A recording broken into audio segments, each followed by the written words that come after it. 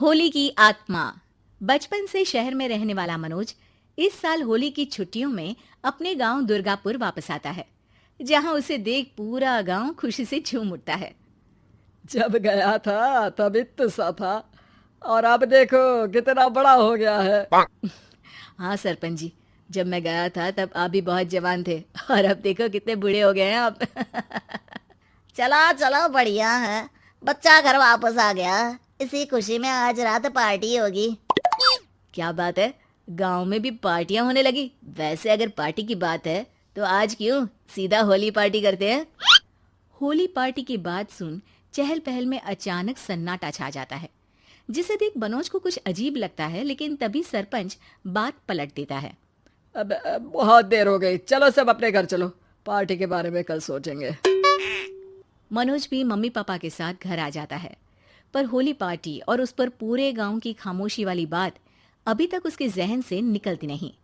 पापा, होली पार्टी की बात पर सब चुप क्यों हो गए थे? अरे होगी उनकी कोई अपनी बात। मुझे गांव की पंचायत ही थोड़ी पता है। थक गया हूँ, चलो सो जाते हैं, कल बात करते हैं। पापा की बात मानते हुए मनोज भी सोने चला जाता है। आज तो छुपा लिया, लेकिन हफ्ते बाद जब होली का दिन आएगा तब इसे कैसे रोकोगे?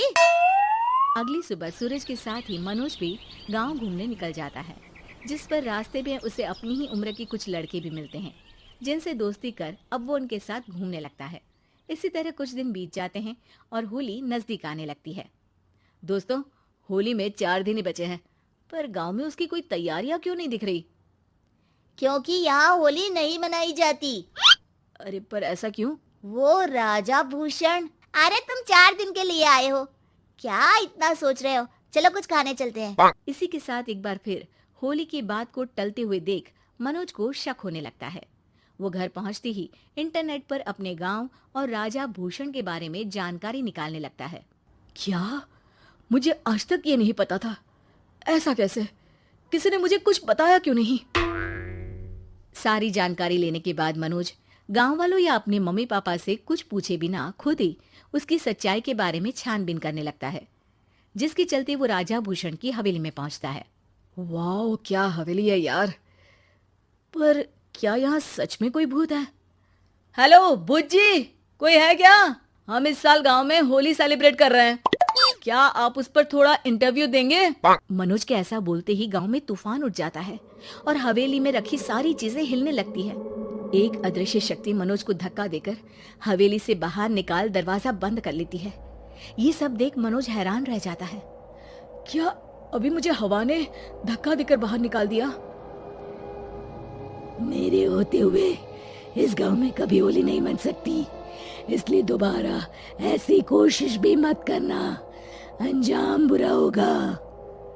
आवाज सुन मनोज हैरानी से इधर उधर देखने लगता है, पर उसे कोई दिखाई नहीं देता।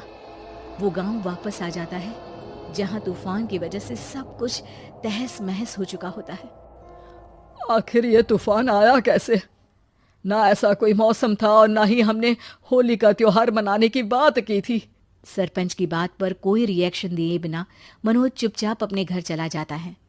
इस तरह देखते ही देखते होली का दिन भी आ जाता है और मनोज रंग लेकर गांव में निकल जाता है, लेकिन गांव पूरी तरह खाली होता है।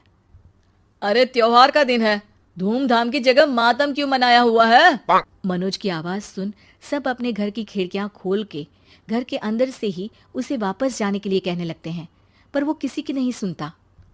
तुझे पहले भी समझाया था, अगर होली खेलने की कोशिश भी की तो अच्छा नहीं होगा। अरे बात मान लो बेटा, तुम्हें सच नहीं पता। मुझे सब पता है। सालों पहले इस राजा ने एक अंधविश्वास फैलाया और आप लोग आज तक उसे मानते आ रहे हो।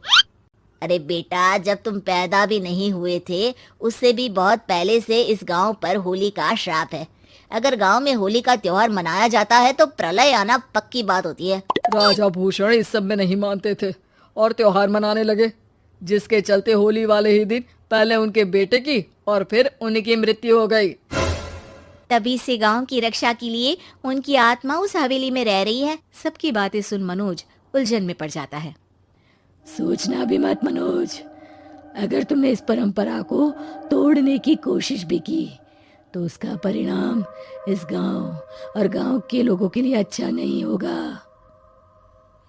मुझे भी यकीन नहीं हो रहा कि आप लोग एक बेतुकी बात को मानकर सालों से रंगों के त्योहार को मातम की तरह मनाते आ रहे हो। मनोज किसी की कोई बात ना मानते हुए पूरे गांव में रंग बिखेर देता है, जिसके तुरंत बाद वहां तूफान के साथ बिजलियां गरजने लगती है। अचानक मौसम में ऐसा बदलाव देख जहां मनोज कंफ्यूजन में आ जाता है, वहीं गांव वाले डर से सहम जाते हैं।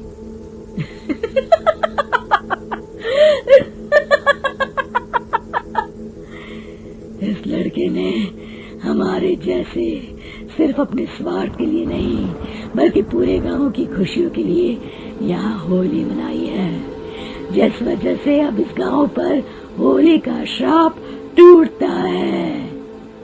ऐसा बोलकर राजा का भूत वहां से गायब हो जाता है, जिसके बाद गांव के लोग धूमधाम से होली मनाते हैं। खुशियों के रंग गांव में बिखरे ही होते हैं कि अगली सुबह अचानक मनोज कहीं गायब हो जाता है और एक बार फिर गांव में होली का नया राज शुरू हो जाता है।